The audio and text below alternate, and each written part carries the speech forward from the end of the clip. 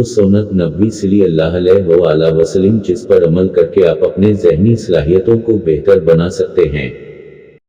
اعوذ باللہ من الشیطان الرجیم، بسم اللہ الرحمن الرحیم۔ ویڈیو پر جانے سے پہلے ہمارے چینل کو سبسکرائب کریں اور بیل آئیکن پر کلک کریں تاکہ ہماری آنے والی ہر نئی ویڈیو آپ کو ملتی رہے۔ السلام علیکم ورحمۃ اللہ وبرکاتہ۔ آپ پر سلامتی ہو اور اللہ کی طرف سے رحمتیں اور اس کی برکتیں نازل ہو۔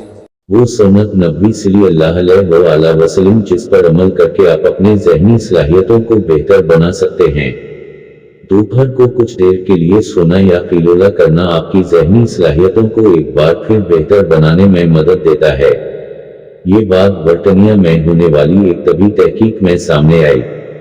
لیڈز یونیورسٹی کی تحقیق کے مطابق دوپہر کا وقت ایسا ہوتا ہے جب لوگوں کے لیے اپنے دفتری کام پر توجہ مرکوز کرنا مشکل ہوتا ہے، جبکہ تخلیقی سوچ بھی زوال کا شکار ہو رہی ہوتی ہے، تو اس کا علاج دوپہر کو کچھ دیر کی نیند میں چھپا ہے۔ تحقیق میں بتایا گیا کہ 20 منٹ کا قیلولہ لوگوں کی مسائل حل کرنے کی صلاحیتوں کو بڑھاتا ہے۔ واضح رہے کہ قیلولہ حضور اکرم صلی اللہ علیہ وسلم کی سنت ہے جس کے متعدد فوائد ہیں، جس کو اب سائنس بھی تسلیم کر رہی ہے۔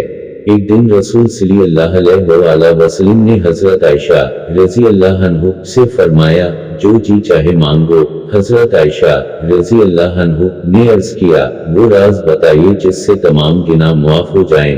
حضور نے فرمایا، وہ یہ راز ہے کہ جب کوئی مومن کسی دوسرے مومن کی کانٹا چبھنے کے برابر تکلیف دور کرتا ہے تو اللہ اس کے تمام گناہ معاف کر دیتا ہے، اور جنت میں اس کو اعلیٰ درجہ ملے گا۔ جب صحابہ کرام رضی اللہ عنہ کو یہ معلوم ہوا تو وہ بے حد خوش ہوئے، لیکن حضرت ابوبکر رضی اللہ عنہ نے رونا شروع کر دیا۔ صحابہ کو تعجب ہوا، انہوں نے پوچھا، آپ کیوں روتے ہیں؟ حضرت ابوبکر صدیق رضی اللہ عنہ نے جواب دیا، میں اس لیے روتا ہوں کہ جب دوسروں کا دکھ درد دور کرنا گناہوں کی معافی اور جنتی ہونے کا ذریعہ بن سکتا ہے تو ان لوگوں کا کیا حشر ہوگا جو دوسروں کو دکھ پہنچاتے ہیں۔ میں آپ کے نبی صلی اللہ علیہ وسلم سے ملنا چاہتا ہوں، وہ کہاں رہتے ہیں؟ ایک چینی ڈاکٹر ایک دن مسجد میں گیا۔ اس نے دیکھا کہ ایک مسلمان منہ ہاتھ دھو رہا ہے۔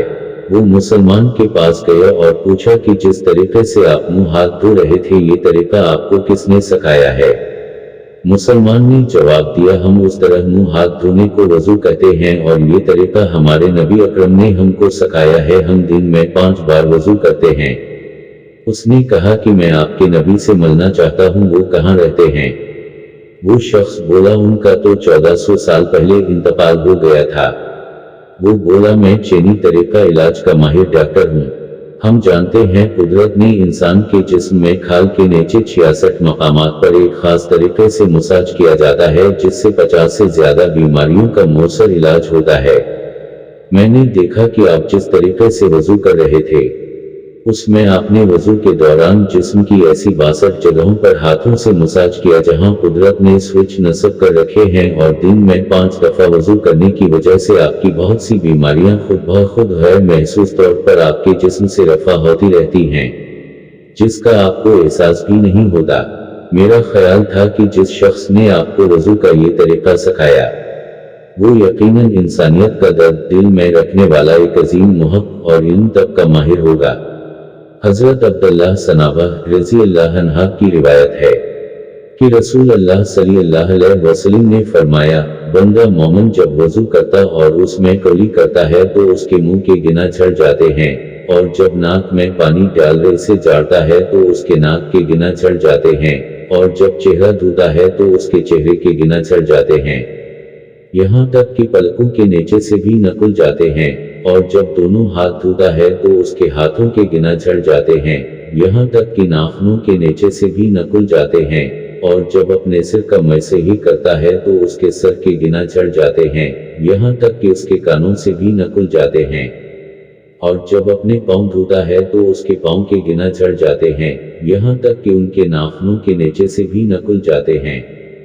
فرمایا پھر اس کا مسجد جانا اور نماز پڑھنا اس پر مزید ہوتا ہے۔